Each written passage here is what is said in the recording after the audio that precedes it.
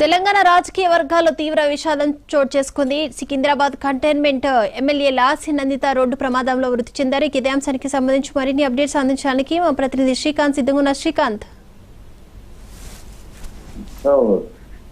రాజకీయ వర్గాల్లో ఇటు తెలంగాణ రాజకీయాల్లో ఒక ఎమ్మెల్యేని కోల్పోవడం, ఇటు బీఆర్ఎస్ శ్రేణులు కావచ్చు, ఆ కంటైన్మెంట్ ప్రజల్లో మాత్రం తీవ్ర దిగ్భ్రాంతి నెలకొందని చెప్పవచ్చు. ఎందుకంటే వివాదరాహితురాలు కావడంతో పాటు యువకురాలు ఉత్సాహంగా ఏదైతే సేవా కార్యక్రమాల్లో పాల్గొంటూ వస్తుంది, తన తండ్రి రాజకీయ వారసత్వాన్ని కొనసాగిస్తూ రావడంతో ప్రజలు కూడా ఆమెను ఆశీర్వదించారు.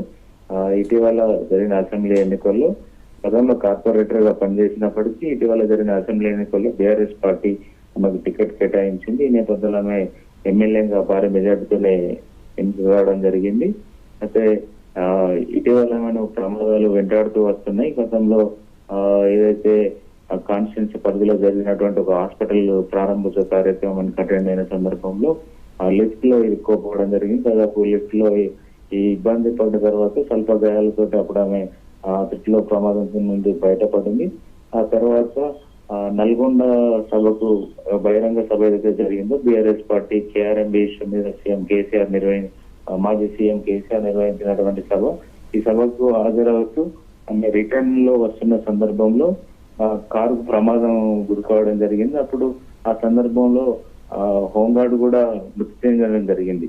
అప్పుడు ఆమెకు స్వల్ప గాయాలు కూడా అవడం జరిగింది. ఈ సందర్భంగా అప్పటి మాజీ మంత్రి, పార్టీ వర్కింగ్ ప్రెసిడెంట్ కేటీఆర్ స్వయంగా ఆమె ఇంటికి వెళ్లి పరామర్శించి వచ్చారు. జాగ్రత్తలు కూడా చెక్కుగా రావడం జరిగింది. ఈ నేపథ్యంలోనే ఏదైతే ఆమె సంగారెడ్డికి బయలుదేరి వెళ్ళిందో వస్తున్న క్రమంలో ఔటర్ రోడ్ వద్ద, పటాన్చేరు ఔటర్ రోడ్ వద్ద ఈ ప్రమాదం చోటు చేసుకుంది. డివైడర్ ను ఢీ కొట్టినట్టుగా చెప్తున్నప్పటికీ ప్రాథమికంగా కొన్ని అంశాలు వెలుగులోకి వస్తున్నాయి. దాన్ని కొద్దిసేపట్లో పోలీసులు నివృత్తి చేసే అవకాశం కనిపిస్తూ ఉంది. అయితే ఈ ప్రమాదాలు మాత్రం ఆమె అక్కడికక్కడే మృతి చెందినట్టుగా ప్రాథమికంగా తెలిసింది. అయితే దీనిపై మాత్రం ఇటు రాజకీయ వర్గాల్లో తీవ్ర ఆందోళన కావచ్చు, బాధను వ్యక్తం చేస్తున్నారు. అదేవిధంగా ఇప్పటికే సీఎం రేవంత్ రెడ్డి తన సంతాపాన్ని తెలపడం జరిగింది. వారి తండ్రితో ఉన్న అనువాదాన్ని కూడా ఆయన చెప్పడం జరిగింది. అంటే చిన్న వయసులో ఎమ్మెల్యే గెలిచినటువంటి ఆమె మృతి చెందడం బాధాకరమని కూడా సీఎం రేవంత్ రెడ్డి పేర్కొనడం జరిగింది. ఆమె ఆత్మకు శాంతి చేకూరాలని కూడా ఆయన ప్రార్థించడం జరిగింది.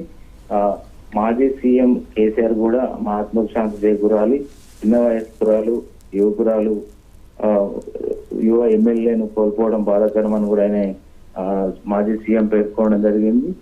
ఇప్పటికే పలువురు మా ప్రభుత్వం నుంచి మంత్రులు కావచ్చు, అదేవిధంగా మాజీ మంత్రులు కావచ్చు, బీఆర్ఎస్ నాయకులు కావచ్చు ఇప్పటికే ఆమె కండోలెన్స్ తెలపడం జరిగింది. బీఆర్ఎస్ ఎమ్మెల్సీ కవిత ఆమె నివాసానికి కూడా చేరుకున్నారు. వారి కుటుంబ సభ్యులు పరామర్శిస్తున్నారు.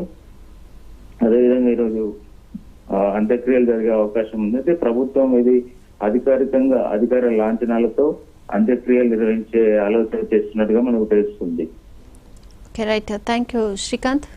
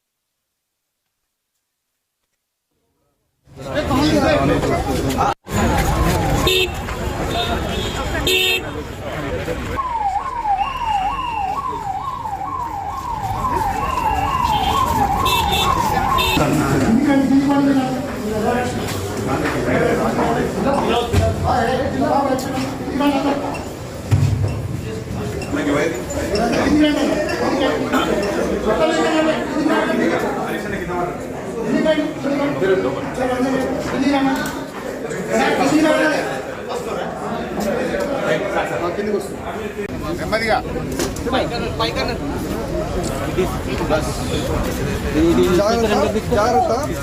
జాగ్రత్త